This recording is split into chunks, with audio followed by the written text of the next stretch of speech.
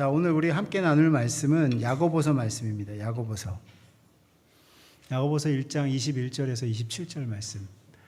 야고보서 1장 21절에서 27절 말씀 우리 함께 제가 한 절 읽고 여러분들 한 절 읽고 교독하도록 하겠습니다.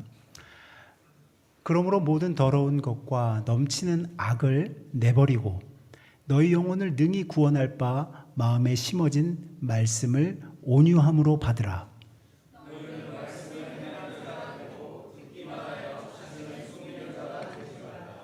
누구든지 말씀을 듣고 행하지 아니하면 그는 거울로 자기의 생긴 얼굴을 보는 사람 같아서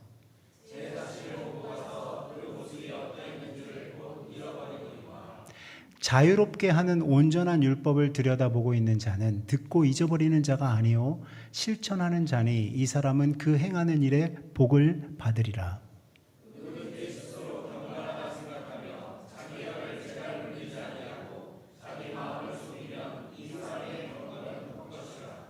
하나님 아버지 앞에서 다 같이 읽겠습니다. 하나님 아버지 앞에서 정결하고 더러움이 없는 경건은 곧 고아와 과부를 그 환난 중에 돌보고 또 자기를 지켜 새 속에 물들지 아니하는 그것이니라. 아멘.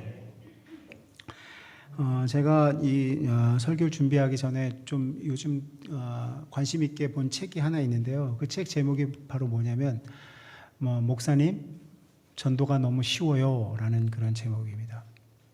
너무 제목이 정말 원색적으로 저한테 다가와서 이 책을 한숨에 다 읽었는데, 여러분들 이 책의 저자는 목사님이시죠. 지금은 좀 목사님이신데 저 당시에 저 교회에 부임할 때는 전도사님이셨어요. 전도사님으로서 저 자그마한 시골 교회에 부임을 했는데 작년 24명과 소수의 청년 그리고 초등부 학생이 몇 명 안 되는 그러한 교회에 부임을 하셨습니다. 부임하셔서 열심히 의욕적으로 목회를 감당하고 있는 이 전도사님이 어느 날 그 남선교회 회장님에게 이제 연락을 받아요. 전도사님, 저희 남선교회 원례회가 있으니까 와서 말씀 좀 전해주시고 좀 함께 참여해 주시면 좋겠습니다. 그래서 우리 이 전도사님이 그 당시에, 그러니까 저 때 부임했을 당시가 2003년도라고 제가 들었어요. 2003년도에 부임했을 때 그 남선교회 그 원례회에 참석을 했습니다. 근데 남선교회 원래 참석을 해서 그 총무 집사님이 앞에 나와가지고 보고를 하는데 이렇게 보고를 하는 거예요. 예, 우리 남선교회 회원들 연초에 5,000원씩 걷어가지고 샀던 그 강아지가 지금 잘 자라고 있어요. 그러니까 여러분들 걱정하지 마시고 지금 통통하게 살이 찌고 있으니까 여러분들 위에서 기도해 주세요. 그러고서는 총무 보고를 하고 남선교회 회원들이 박수를 막 치면서 끝났어요. 그래서 이 전도사님이 뭔가 다른 사업이 있겠지, 우리 남선교회 다른 사업이 있겠지라고 생각을 했는데 다른 사업이 있는 게 아니고 남선교회가 1년 남선교회 1년 사업이 뭐냐면 강아지를 5,000원씩 걷어서 다 강아지를 사서 거기를 열심히 먹여가지고 통통하게 살을 찌우는 거. 그게 이제 사업 보고인 거예요. 그래서 이 전도사님이 너무너무 이상해서 그 총무님에게 가서 물어봤어요. 아니 총무님, 그 남선교회 사업이 왜 강아지를 키워서 통통하게 살찌우는 게 그게 무슨 사업입니까? 무엇을 하려고 그러십니까? 그랬더니 아유, 전도사님이 처음 우리 교회 오셔가지고 잘 모르셔서 그러는데요. 저희는 1년에 한 번씩 그 장유폭포라는 곳에 가서 남성교회 야유회를 합니다. 부부 동반으로 갑니다. 부부 동반으로 가는데 그때 이 잘 자란 이 통통한 이 강아지를 가지고 가서 저희가 잡아서 함께, 왜 놀라세요? 이거 아주 많은 교회들이 이렇게 하고 있어요. 잡아서 함께 식사하고 교제하고, 이게 1년에 우리가 가장 큰 사업 중에 하나입니다. 그래서 이 강아지가 지금 잘 크고 있는지 그걸 보고하고 결국은 우리가 이제 야유회를 가서 이 개를 잡아서 이제 함께 몸보신을 하고 그러고서 교제하는 게 저희들의 1년 사업입니다. 그래서 좀 전도사님이 굉장히 의아했지만 이것이 이제 그 시골 교회에서 벌어지는 그러한 일들이구나라고 이해하고 이제 조금 지났어요. 그때 여선교회에서 또 똑같이 임원회가 있다고, 여선교회 임원회가 있고 원래회가 있으니까 전도사님 참석해 주세요. 또 갔어요. 그랬더니 여선교회 총무가 나와서 또 보고하는 거예요. 여러분 저번에 그 사갔던 가져갔던 낙동김 그거 팔아가지고 좀 돈 좀 가져오라고 그러니까 지금 원금도 회수가 안 되고 있어요. 그래가지고 이 원금을 빨리 회수해야 되니까 가서 파는 사람들은 그 판돈과 원금을 빨리 회수해 주세요. 젓갈도 빨리 팔아주세요.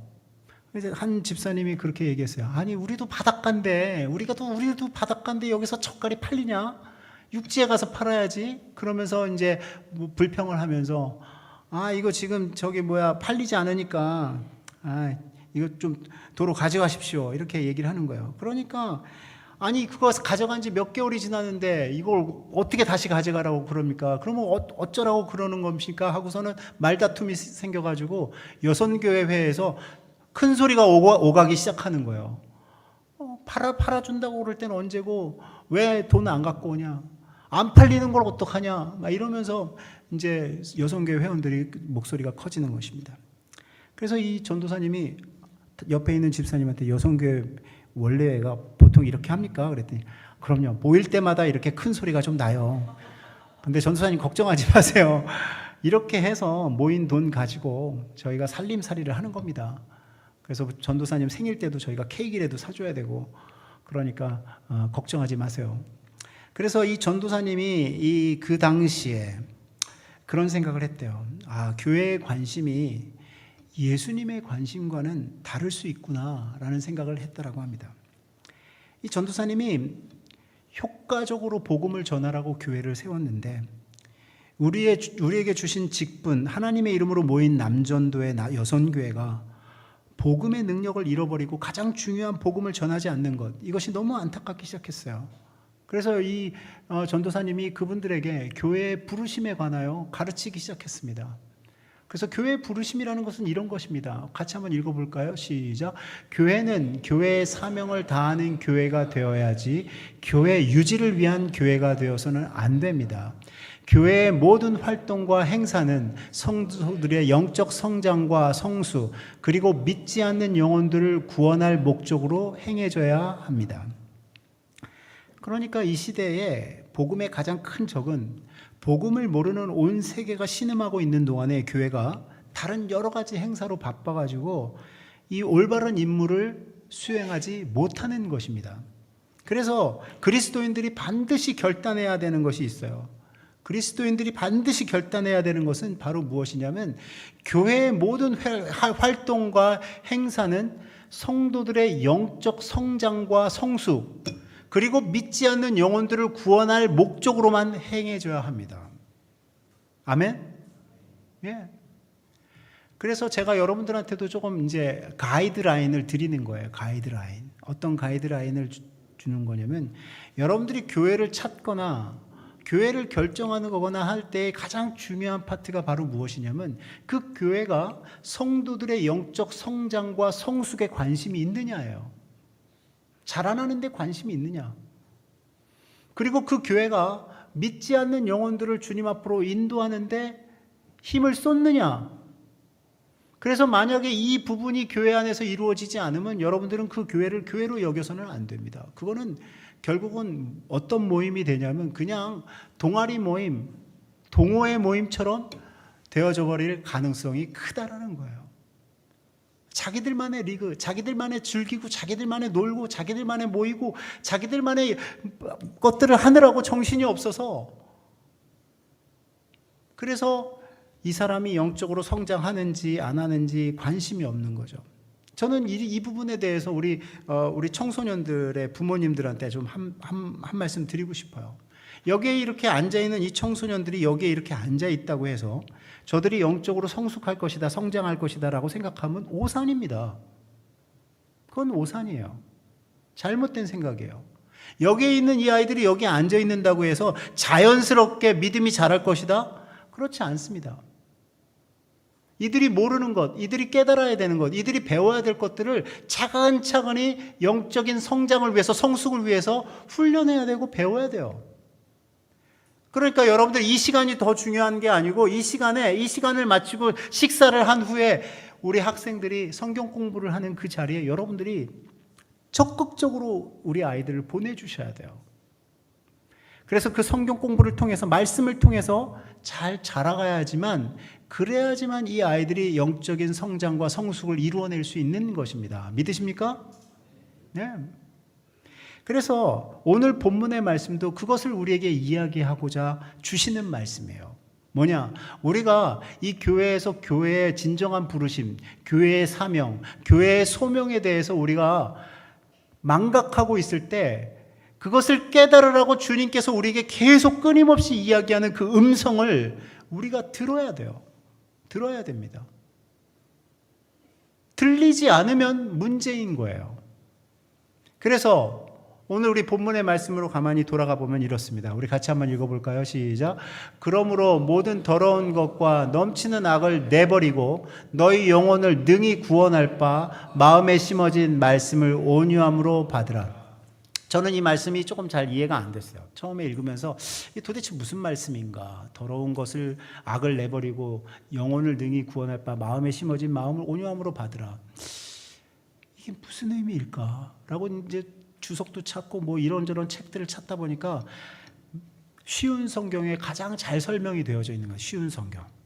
여러분들 쉬운 성경이라고 있어요. 그러니까 여러분들이 막 도저히 이 말씀이 이해가 안 되면 쉬운 성경 한번 찾아보는 것도 도움이 됩니다. 자, 쉬운 성경이 그 밑에 있어요. 한번 같이 읽어볼까요? 시작. 그러므로 모든 더러운 것들과 넘치는 악들을 다 던져버리고 여러분 안에 심겨져 있는 말씀을 겸허하게 따르도록 하십시오. 그 말씀에는 여러분의 영혼을 능히 구원할 수 있는 능력이 있습니다. 사랑하는 여러분, 이 말씀의 의미는 바로 이런 것이었어요. 뭐냐면 여러분들의 영혼을 이 말씀이 구원할 수 있습니다. 여러분들만 구원하는 것이 아니에요. 여러분들의 주위에 있는 여러분들의 집, 여러분들의 가정, 여러분들의 자녀, 모든 사람들 구원할 수 있는 능력이 있는 말씀입니다. 그러니까 그 말씀을 온유하게 따르세요.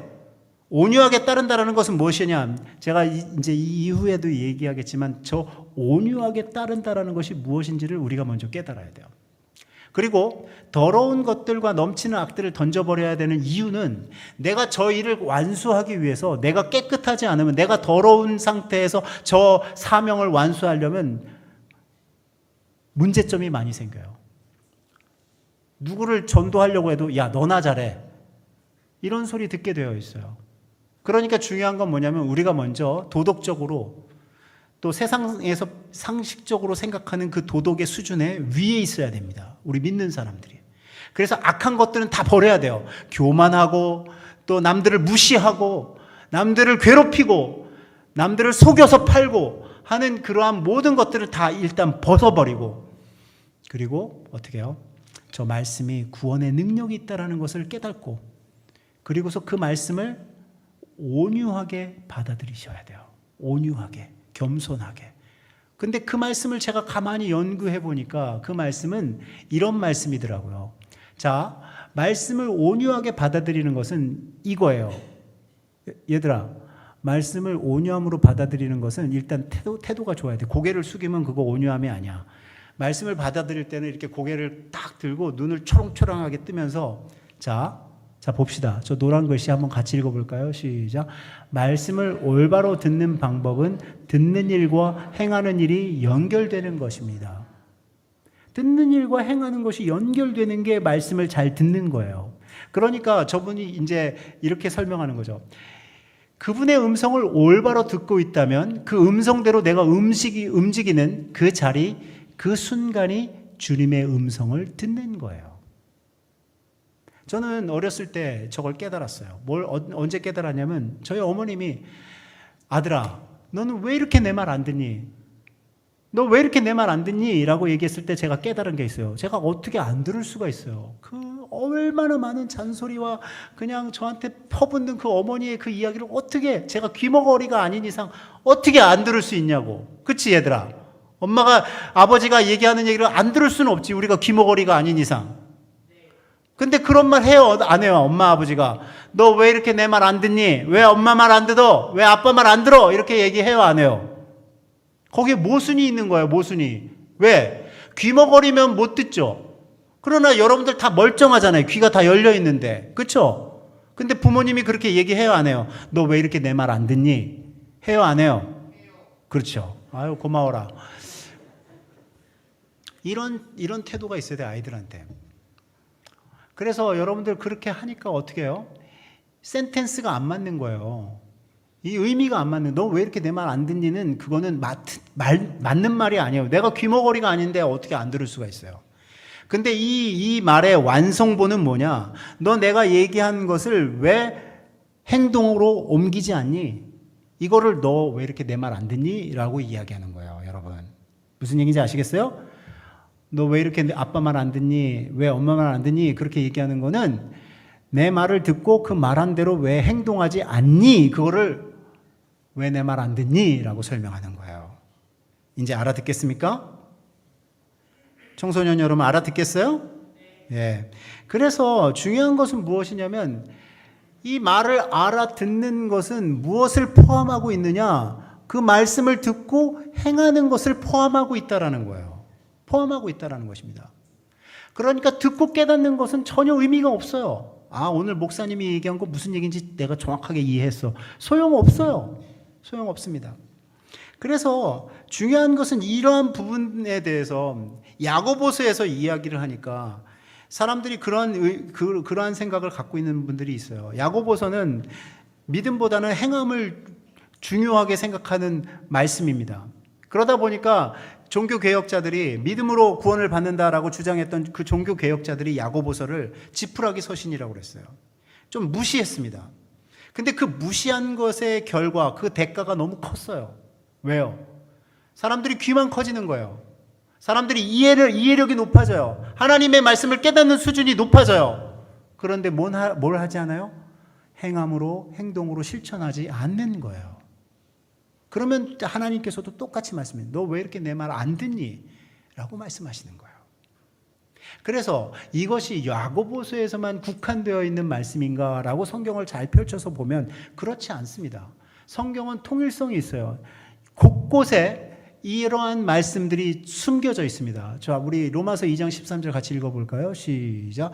하나님 앞에서는 율법을 듣는 자가 의인이 아니요 오직 율법을 행하는 자라야 의롭다 하심을 얻으리니.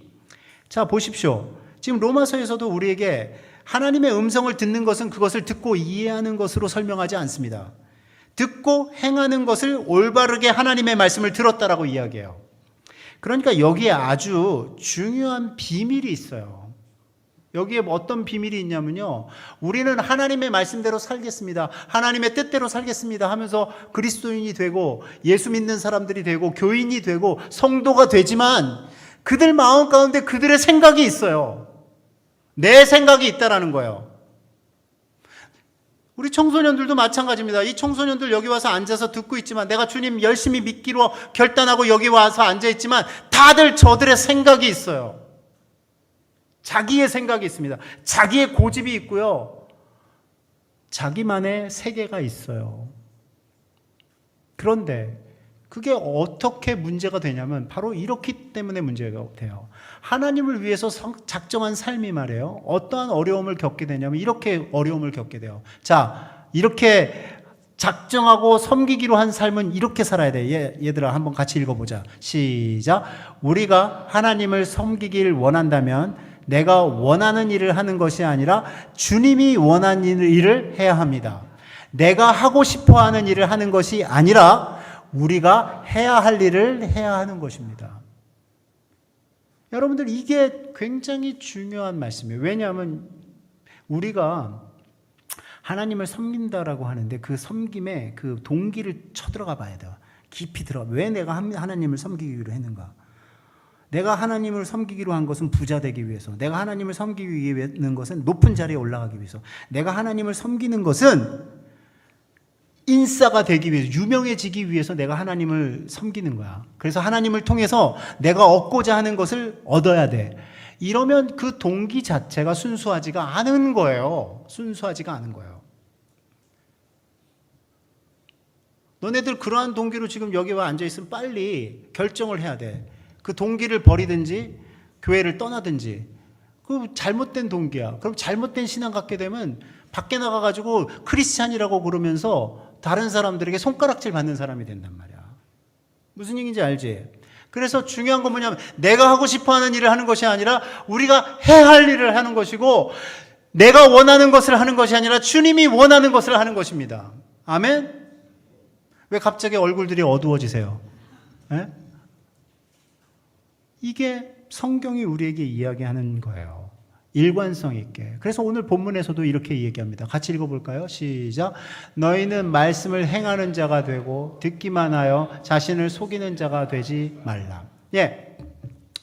자, 왜 듣기만 하고 자신을 속이는 자가 되지 말라라고 저렇게 얘기를 하느냐. 말씀을 행하는 자가 되고 듣기만 하여 자신을 속이는 자가 되지 말라 하면, 듣기만 하고 자신을 속이는 자들이 있어요. 어떻게 속이느냐? 이렇게 속이는 거예요. 뭐냐면 하나님이 우리에게 말씀을 순종하고 말씀대로 살아가는 사람들에게 약속해 준 언약의 말씀이 있어요. 언약의 말씀이 있습니다. 하나님의 백성들에게 주시는 축복의 말씀이 있어요. 하나님의 백성들에게 주시고자 하는, 하나님이 우리에게 복 주시겠다라고 약속했던 약속의 말씀이 있습니다.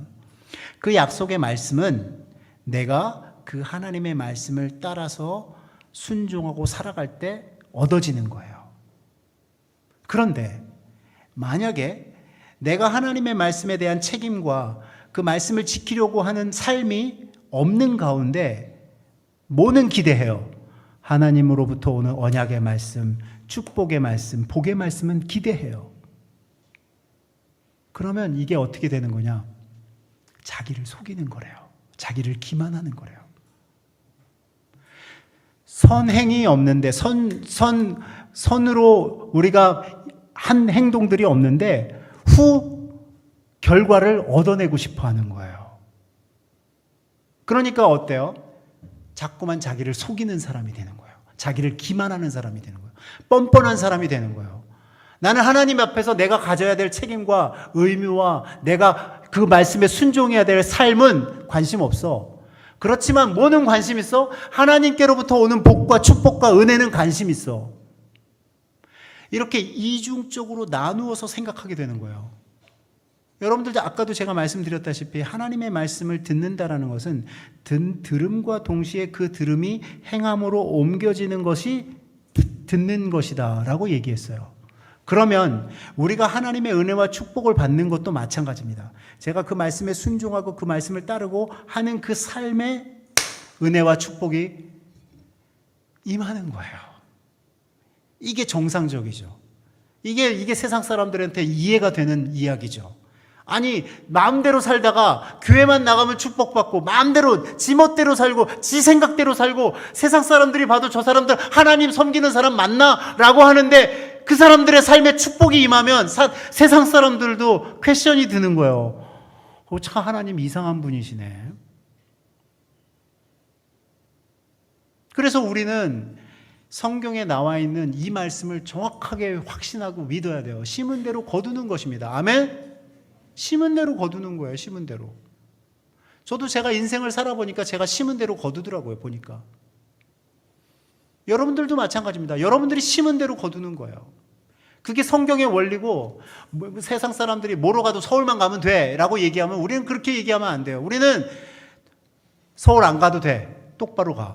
이게 우리 성경이 우리에게 요구하는 거예요. 믿으십니까?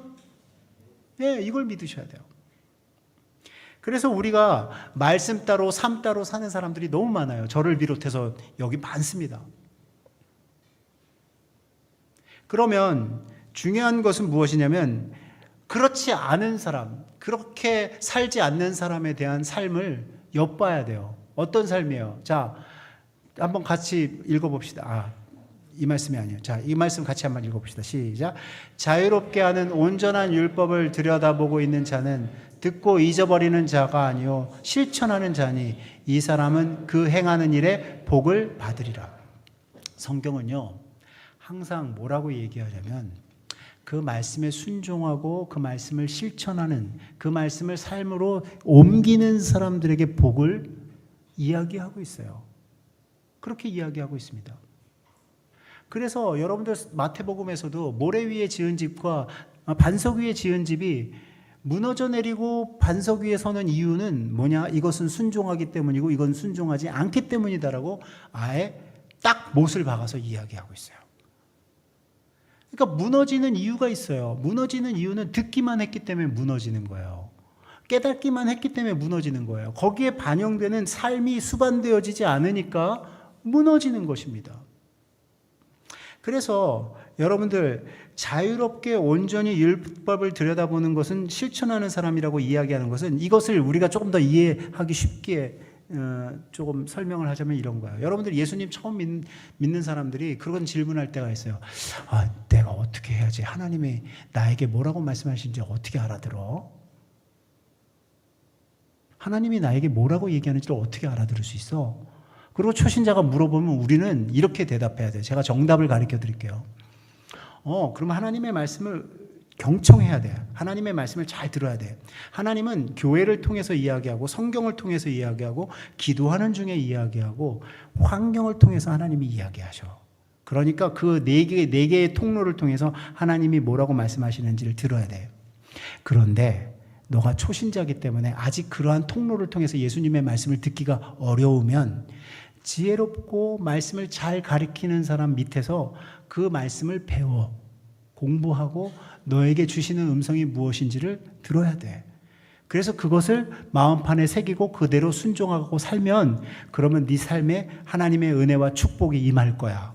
이렇게 대답해 주는 거예요. 그러면 여기에서도 이 대답 속에서도 여러분들이 깨닫게 되는 것이 뭡니까? 이 대답 속에서도 중요한 것은 바로 무엇이냐면 내가 열심히 노력해서 하나님의 말씀대로 살려고 하나님이 뭐라고 말씀하시는지를 듣는데 그게 잘 안 되면 도움을 받아야 된다라는 거예요. 도움을. 어떤 사람, 영적인 그러한 성장과 성숙을 이룬 사람들이 있어요. 교회 안에. 그러면 그 사람들을 우리가 목자로 세웁니다. 그러면 그 목자로 세우면 그 목원들이 가가지고 그 목자에게 영적인 그러한 질문들을 하고 성경에 잘 모르는 것을 잘 질문을 해서 그러한 것들을 해결받고 그 목장 모임이 풍성해져야 돼요. 뭐로요? 말씀으로요.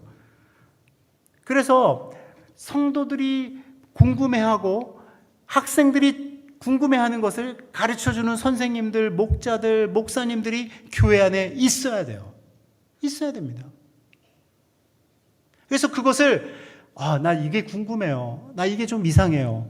나 신앙생활 하는데 이게 좀 어떻게 했으면 좋겠습니까? 라고 질문하는 그러한 대상들을 통해서 우리가 뭐를 알게 돼요? 성경의 원리와 원칙들을 알게 되는 것입니다. 그래서 지금 제가 3년, 4년 이렇게 가르치신 분들이 있는데 저한테 그렇게 얘기해요. 목사님, 이 성경 공부는 도대체 언제 끝나는 거예요? 저한테 그렇게 질문합니다. 그러면 제가 뭐라고 그러는지요?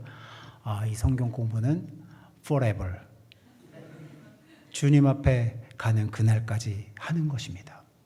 단, 이 성경 공부를 그만하시기를 원한다면 뭘 하면 되느냐? 제가 이제 성경을 가르치겠습니다. 학생들을 가르치겠습니다. 우리 목원들을 가르치겠습니다. 성도들을 가르치겠습니다. 하면 제가 하산하십시오. 하산하여라. 이렇게 얘기하는 거예요. 그러니까 우리 인생에서 제가 여러분들한테도 분명히 말씀드리지만 가르치든지 배우든지 이 둘 중에 하나는 다 하고 있어야 돼요. 이 둘 중에 하나를 안 하고 있으면 여러분들 빨리 이 둘 중에 하나를 하기 위해서 기도하고 시도하셔야 돼요. 그게 순종하는 거예요.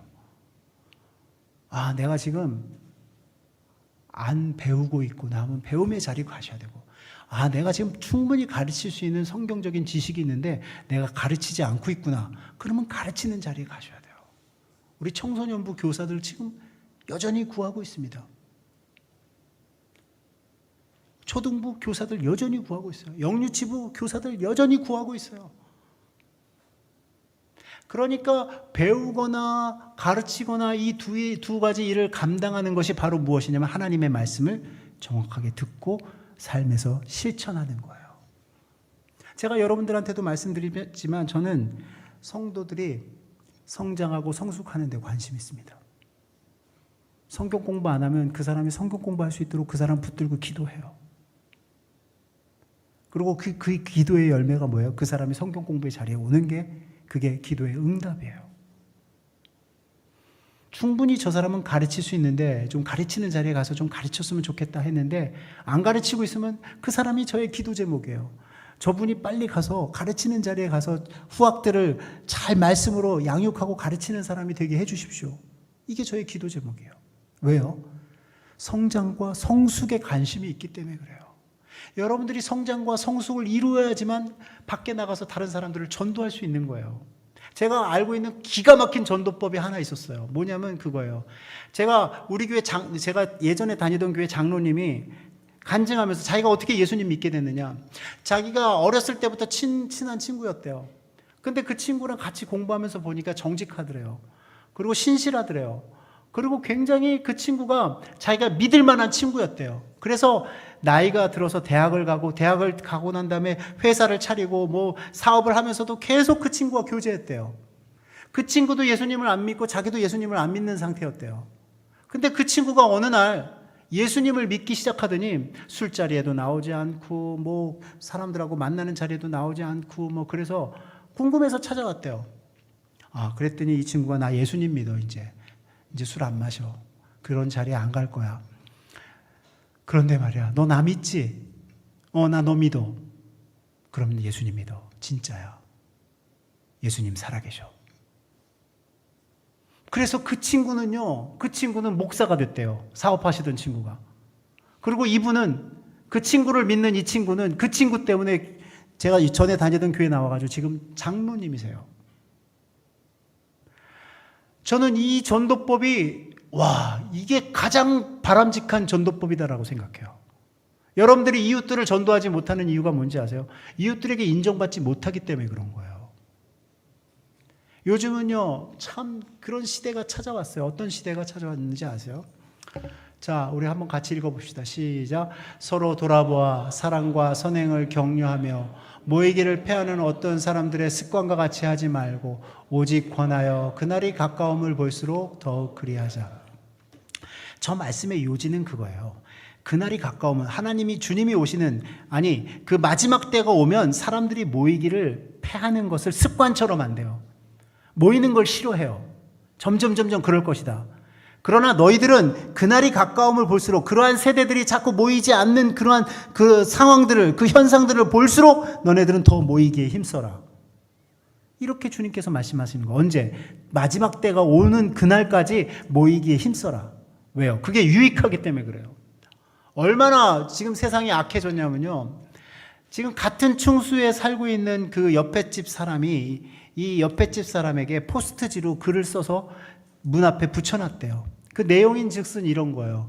우리가 서로 매너를 지키고 서로 배려하기 위해서 문 앞에 서서 이렇게 문을 열라고 그럴 때 밖에서 인기척, 옆집 사람이 지금 엘리베이터를 기다린다든지 뭐 인기척이 나면 조금 기다렸다 나옵시다. 무슨 얘기인지 아시겠어요? 옆집 사는데 뭐 하기 싫은 거예요? 마주치기 싫은 거예요. 그러한 시대에 살고 이런 메시지는 제가 지금 60평생을 살면서 들어보지 못한 메시지예요.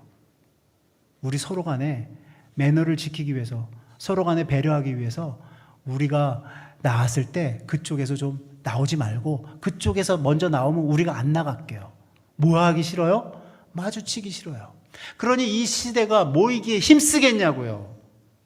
여러분들 이 자리에 이렇게 모여있는 건 이거는 기적 같은 일이에요. 이건 하나님이 일하시지 않으면 도저히 일할 수 없는 일이에요. 이게. 이 기적 같은 일이에요.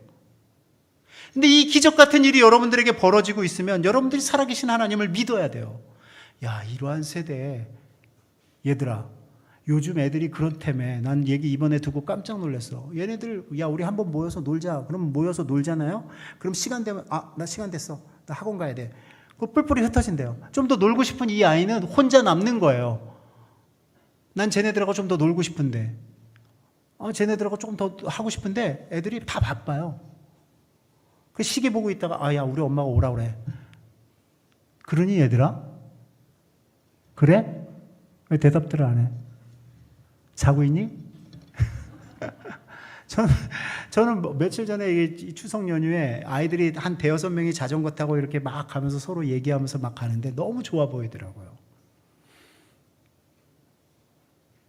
사랑하는 여러분, 우리는요 어떤 시대에 살고 있는지를 이 시대를 정확하게 분별해야 돼요. 우리는 모이기를 힘쓰지 않는 시대에 살고, 모이는 걸 귀찮아하고, 만나는 걸 귀찮아하고, 세상 사람들과 교제하는 거 귀찮아하고, 그냥 방구석에서 핸드폰이나 들고 그냥 방구석을 나가기 싫어하는 그러한 시대에 살고 있어요. 그럼 여러분들이 내몰아야 돼요. 아이들 오늘 1시에 성경 공부 내몰아야 돼요. 성경 공부로 가도록 내몰아야 돼요. 예배에 내몰아야 돼요. 야, 금찬 있어, 빨리 가야지 하고 내몰아야 돼요. 그 시간에 걔네들이 공부하면 얼마나 하겠어요? 얼마나 하겠습니까? 모이기에 힘쓰는 아이들로 만들어놔야지 얘네들이 건강하게 자라는 거예요. 얘네들이 다음 세대를 짊어질 수 있는 거예요. 다음 세대의 그 영적인 흐름을 저들이 책임지는 거예요. 근데 여러분들 왜 아이들을 교회 안으로 모이게 자꾸 안 하십니까? 하셔야 돼요. 길을 쓰고 하셔야 돼요. 길을 쓰고. 그래서 여러분들 잘 보십시오. 주님이 우리에게 기대하시는 게 이런 거예요. 자, 같이 한번 읽어볼까요? 시작. 하나님 앞에서 정결하고 더러움이 없는 경건은 곧 고아와 과부를 그 환난 중에 돌보고 또 자기를 지켜 새 속에 물들지 아니하는 그것이니라.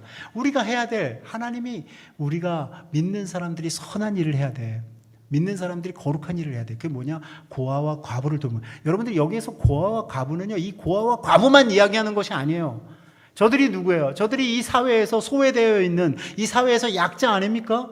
그들을 돌아보라는 거예요. 그렇게 돌아보는 삶이 여러분들로 하여금 주위에 있는 사람들을 주님 앞으로 인도하는 그런 매개체가 된다는 것이죠. 저도 지금 사실은 이 교회에서는 담임 목사지만 어느 부서에 가면 제가 이사예요. 이사. 여러분 아세요? 제가 이사예요. 이사. 꽤 높은 직책에 있어요. 제가 어디 이사냐면 디아스포라 허브라는 그 법인의 이사입니다. 그 디아스포라 허브는 뭐냐? 미국에 입양되어 있는 아이들이, 입양되어 있는 그 친구들이 한국에 가고 싶어도 오지를 못해요. 왜? 가족이 없어요. 또 가족을 찾고자 해도 이 가족들이 만나주지 않는 가족들이 있어요. 그러니까 입양된 친구들이 한국에 오고 싶어도 오지 못하는데 우리들이 그분들이 오면 섬깁니다. 저쪽 허브팀하고 우리 어답티라는 그러한 그룹하고 우리 디아스포라 허브가 함께 힘을 합해서 그 사람들이 한국에 오면 그들을 대접하고 그들에게 한국 문화를 설명하고 여기 2층에서 3층에서 한글 막 가르치고 그랬어요. 그리고 식사 대접하고 그리고 선물 주고. 내가 사진 2개 줬는데 하나만 띄우네.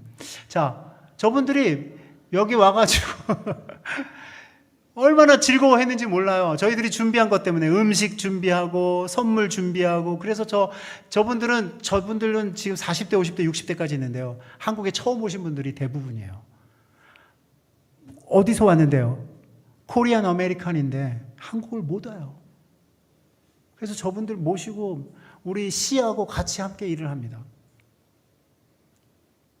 저는 저 사람들하고 대화하고 저 사람들 안내하고 저 사람들 섬기면서 마음이 뿌듯했어요. 왜? 저 사람들은 이 사회의 약자거든요. 입양당해서 가족도 없고 친척들도 받아주지 않고. 그런데 사랑하는 여러분, 우리가 그러한 일들을 하면서 그러한 사명을 감당하면서 이 땅에서 주위에 있는 사람들에게 빛이 되어서 일을 하다가 주위에 있는 사람들을 주님 앞으로 인도할 수 있는 거예요. 아멘? 예. 그러한 저와 여러분 되시기를 주님의 이름으로 간절히 축원합니다. 그래서 여러분들 삶에서 있어야 돼요. 고아와 과부 같은 그러한 연약한 사람들, 약자들, 또 불쌍한 사람들을 도울 수 있는 그러한 마음들이 있으셔야 돼요. 그래서 그러한 삶을 통해서 여러분들이 그러한 삶을 행동으로 옮기고 하나님의 복음을 증거하는 그 삶을 여러분들의 삶이 순종하면서 이어져 갈 때 교회는 부흥할 수밖에 없습니다. 그 교회, 제가 아까도 얘기했던 그 교회, 그 시골에 김해 아주 시골에 있던 그 교회는요.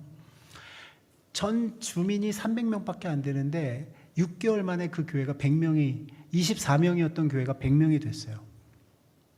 그리고 매해 200명, 300명, 400명씩 그 교회에 등록하기 시작했습니다. 그래서 지금은 우리가 넘볼 수 없는 어마어마한 교회가 됐어요. 근데 어마어마한 교회를 제가 꿈꾸면서 하는 이야기가 아니에요. 그분들이 그 일들을 감당할 때 어떻게 했느냐? 지역 노인들을 효도관광, 교회에서 효도관광 가면서 지역 노인들을 함께 데려갔어요. 그리고 지역에서 어려운 사람들 노안 수술을 하는데 도와주기도 하고, 여러 가지 밭에서 일하는 것 가서 도와주고 하면서 교회가 그렇게 그 사회를 향해서 열심히 사명을 감당하니까 한 명씩 한 명씩 교회 안으로 들어오더니 지금 수천 명이 모이는 교회가 돼버렸어요. 그러니까 우리가 교회의 사명을 잘못 이해하고 있는 거 아닙니까? 교회의 사명을 정확하게 이해하고 그 일을 감당하면 우리 남세종 시민교회도 새생명 축제를 할 때 여러분들이 적어내야 할 사람이 있어야 돼요. 있어야 돼요.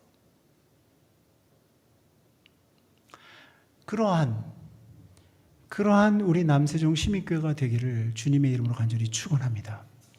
그래서 그 일을 잘 감당하는 교회가 되도록 서로 기도하고 머리를 맞대고 우리 항존직과 우리 교회 남성교회, 여성교회 모든 집사님들이 함께 기도하면서 건강하고 아름답고 하나님이 기뻐 받으시는 그런 우리 남세종 시민교회가 되기를 주님의 이름으로 간절히 축원합니다.